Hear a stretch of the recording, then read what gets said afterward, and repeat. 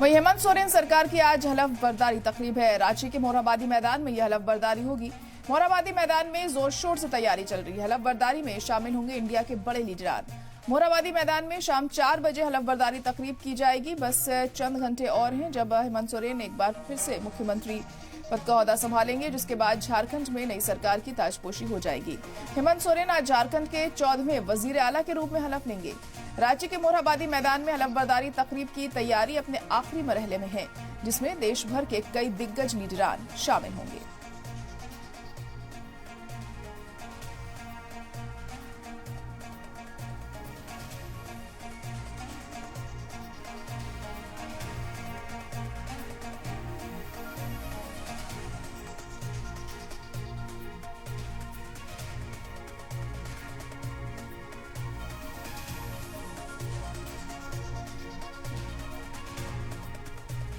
रांची के मोरहाबादी मैदान में आज होने वाले शपथ ग्रहण समारोह में कई बड़े नेता पहुंचेंगे, जिन्हें न्योता दिया गया है। उनके नाम जान लीजिए। कांग्रेस सदस्य मल्लिकार्जुन खड़गे, leader of opposition Rahul Gandhi, NCP सदस्य शरद पवार, पश्चिम बंगाल के सीएम ममता बनर्जी, वहीं मेघालय के सीएम कोरांड कोंकल संगमा भी इसमें शामिल होंगे। पंजाब के सीएम भगवंत मान भी इस मौके पर मौजूद रहेंगे। हिमाचल के सीएम सुखविंदर सिंह सुक्खू भी मौके पर मौजूद रहेंगे। सीपीआई एमएल महासचिव दीपांकर भट्टाचार्य, दिल्ली के साबिक सीएम अरविंद केजरीवाल, समाजवादी पार्टी अध्यक्ष अखिलेश यादव, जम्मू कश्मीर की पूर्व सीएम महबूबा मुफ्ती, तमिलनाडु के उप मुख्यमंत्री उदय स्टैलिन, कर्नाटक के उप मुख्यमंत्री डीके शिव कुमार, तेजस्वी यादव प्रतिपक्ष बिहार, वहीं मनीष सिसोदिया पूर्व उप मुख्यमंत्री नई दिल्ली के इसमें मौजूद रहेंगे। राजेश रंजन जो कि सांसद हैं वो भी इस मौके पर मौजूद रहेंगे। संजय सिंह भी इस मौके पर अपनी मौजूदगी दर्ज कराएंगे। तो बड़ी और अहम खबर इस वक्त आपको बता रहे हैं कि रांची के मोरहाबादी मैदान में हेमंत सोरेन की हलफ बर्दारी तकरीब होगी।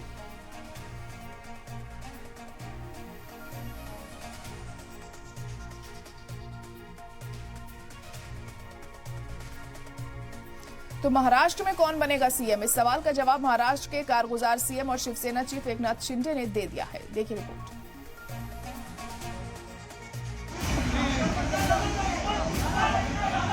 महाराष्ट्र में महायुति की शानदार जीत के बाद से चल रहा सस्पेंस आखिरकार खत्म हो गया है। सीएम ओहदे को लेकर बीजेपी और एकनाथ शिंदे गुट के बीच चल रही खींचतान अब खत्म हो गई है। शिंदे ने ऐलान किया है कि सीएम बीजेपी का ही होगा और उन्होंने इसे कबूल कर लिया। शिवसैनिक को मुख्यमंत्री बनाना, वो मुख्यमंत्री बनाने का सपना मोदी जी और अमित भाई ने पूरा किया और निश्चित रूप से पूरे पहाड़ की तरह वो मेरे पीछे खड़े रहे। इसका मुझे गर्व है, अभिमान है। और उन्होंने जो सपोर्ट किया पिछले 2.5 साल में सरकार को आगे बढ़ाने में, फंड्स के प्रोविजन में, सब जो हर क्षेत्र के विकास के लिए उन्होंने पूरी तरह योगदान दिया है, इसलिए मैं उन दोनों का बहुत बहुत काफी आभारी हूँ। शिंदे का ये फैसला तेजी से बदलते पॉलिटिकल डेवलपमेंट्स के बीच आया है, जहां कई अटकलें लगाई जा रही थी कि शिंदे खुद सीएम ओहदे पर बने रहना चाहते हैं। इस रजामंदी के बाद भी साफ हो चुका है कि महाराष्ट्र में बीजेपी का ही सीएम होगा और सीएम के लिए जो सबसे अहम चेहरा है वो है देवेंद्र फडणवीस। ये भी जान लीजिए कि देवेंद्र फडणवीस के अहम प्रैक्टिस क्या है। फडणवीस संघ के करीबी हैं, ये मोदी शाह से अच्छे ताल्लुकात हैं, पार्टी पर अच्छी पकड़, सरकार चलाने का अच्छा तजुर्बा है। महाराष्ट्र में बीजेपी की लैंडस्लाइड विक्ट्री के पीछे देवेंद्र फडणवीस ही हैं, जिन्हें आगे करते हुए बीजेपी ने चुनाव लड़ा। अब कल महायुति के तीनों पार्टियों की अहम बैठक होगी। फडणवीस, एकनाथ शिंदे और अजीत पवार वजीर दाखिला अमित शाह से मुलाकात करेंगे। इसके बाद नए सीएम का ऐलान हो जाएगा। शिंदे का बयान महाराष्ट्र में स्टेबिलिटी और कोलैबोरेशन की सिमत में अहम कदम माना जा रहा है। इसी के साथ महाराष्ट्र की हुकूमत में बीजेपी और शिंदे गुट के बीच इत्तेहाद को और मजबूती मिलने के इम्कान है। ब्यूरो रिपोर्ट, सलाम टीवी।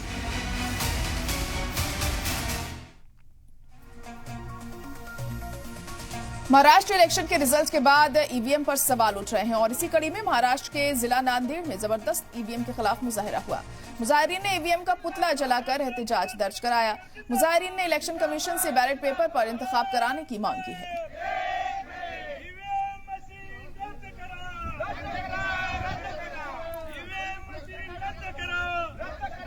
हाल ही में महाराष्ट्र में जो चुनाव हुआ 20 तारीख को, उसके बाद जो नतीजे आए हैं, जिन लोगों ने यूपी कैंडिडेट को मतदान ही नहीं किया, ऐसे बहुत सारे गांव हैं, बहुत सारे लाखों की तादाद में संख्या है लोग हैं।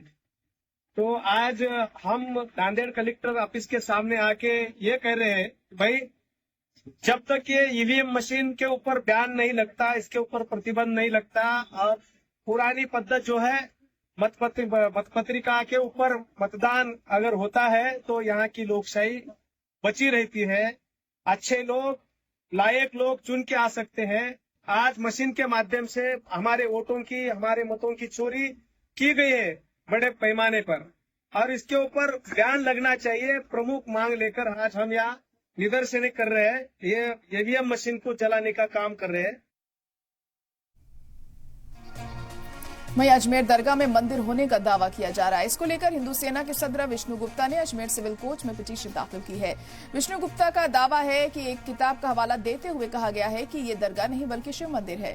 दरगाह का सर्वे किया जाए और पूजा की इजाजत दी जाए। इस पिटीशन पर जिला अदालत ने सुनवाई करते हुए दोनों फरीक और एएसआई को नोटिस जारी कर दिया है। मामले पर अब अगली समाअत 20 दिसंबर को होगी।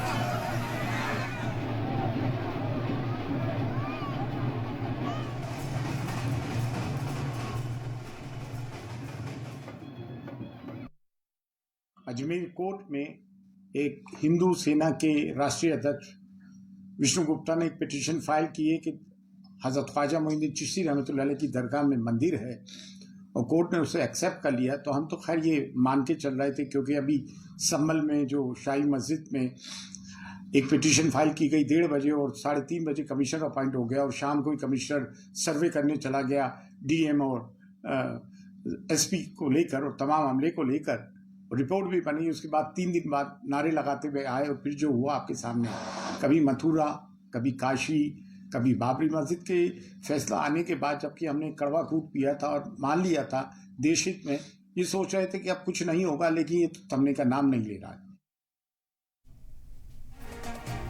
वहीं हैदराबाद में जमात इस्लामी हिंद की एक तंजीम गर्ल्स इस्लामिक ऑर्गेनाइजेशन 3 रोजा कॉन्फ्रेंस का इनेकाद करने जा रहा है।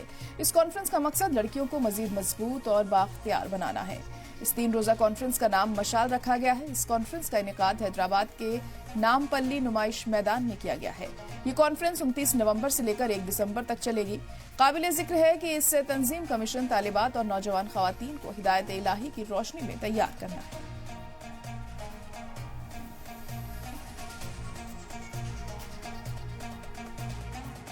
जमात इस्लामी की sister organization GIO girls Islamic organization एक बड़े पैमाने पर प्रोग्राम करने की कोशिश कर रहे हैं, जो 3 दिन का प्रोग्राम है। मेरे साथ यहाँ पर विंग के प्रेसिडेंट मौजूद हैं।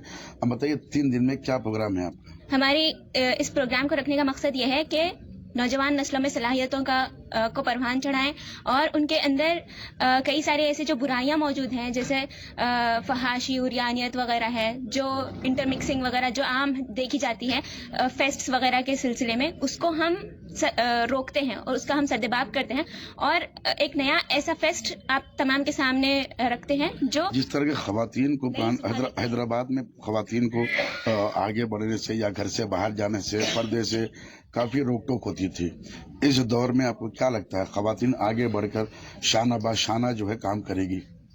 खवातीन पूरे इस्लामी दायरे में रहते हुए अपना पूरा ताउन दे सकती है। ऐसा नहीं है कि बस घर की 4 दीवारी में रहो, बल्कि आला तालीमी याफ्ता भी हो सकती है और प्रोफेशनल भी हो सकती है, लेकिन ये शर्त ये है कि इस्लामी शरीयत को वो पाबंद रहे। जमात इस्लामी की एक sister organization GIO girls Islamic organization ने 3 रोजा प्रोग्राम रखा है, जिसमें दीन के मुतालिक कॉम्पिटिशन्स किए जाएंगे। जैसे खिरात कॉम्पिटिशन है, ऐसे कॉम्पिटिशन्स किए जाएंगे। हैदराबाद में हाल ही में जमात इस्लामी के 2 रोजा रियासती सतह पर प्रोग्राम किया गया था। अब Jamaat Islami sister organization girls Islamic organization लेकर 3 रोजा प्रोग्राम करने का ऐलान किया है। इसमें तमाम रियासतों से लोग आएंगे, लड़कियां आएंगे, जिसमें कॉम्पिटिशन्स होगा और उन्हें इनामात दिए जाएंगे। अहम मकसद ये है कि दीन की तरफ उनको राग़िब करे, दीन की तरफ उनको लाया जाए। और खवातीन को आगे बढ़ने का मौका दिया जाए और किस तरह आगे बढ़ना है, ये उनका इस प्रेस कॉन्फ्रेंस का सब्जेक्ट माना जाता है।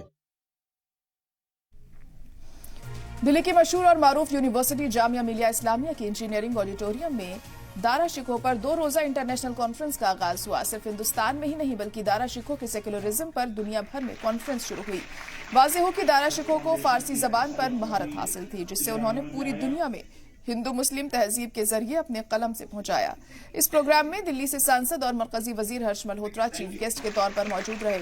जामिया के VC professor Mazhar Asif, registrar के साथ Iran ambassador to India Iraj Elahi और उज्बेकिस्तान से ambassador to India Sardor Rustambaev मौजूद रहे। इस मौके पर जेएनयू में फारसी और उर्दू के प्रोफेसर अखलाक खान ने अपने की नोटिस एड्रेस में दारा शिकोह पर खास रोशनी डाली। वहीं 2 रोजा प्रोग्राम में भारत में गंगा जमनी तहजीब की मिसाल पर खास चर्चा की गई। वहीं इस मौके पर दारा शिकोह पर हिंदी, उर्दू और फारसी में दारा शिकोह फाउंडेशन के जरिए दारा दर्पण किताब लॉन्च की गई।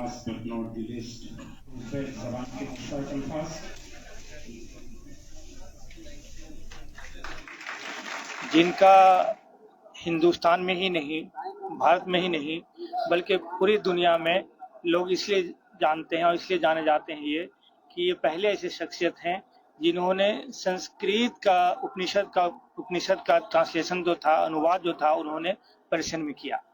इससे पहले इतने रूलर थे, उन्होंने कभी ऐसा नहीं किया, पहली बार उन्होंने किया। और ये डिजिग्नेटेड हमारे बादशाह भी थे, लेकिन अनफॉर्चुनेटली वो नहीं बन पाए। और दूसरी बात यह है कि इनका जो जितने यहाँ पे पहले से बादशाह रहे हैं, इनका अप्रोच बिल्कुल अलग थे, क्योंकि सब धर्मों को वो साथ लेके चलने वाले थे।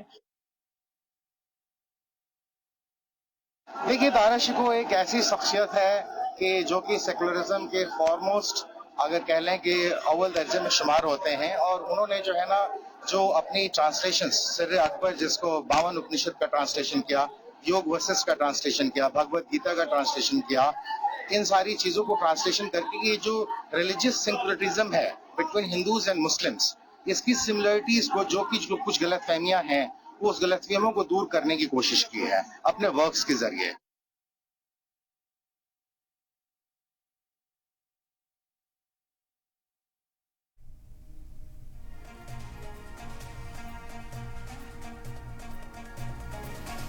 और इसी के साथ फिलहाल बुलेटिन में इतना ही। बाकी खबरों के लिए आप देखते रहिए सलाम टीवी।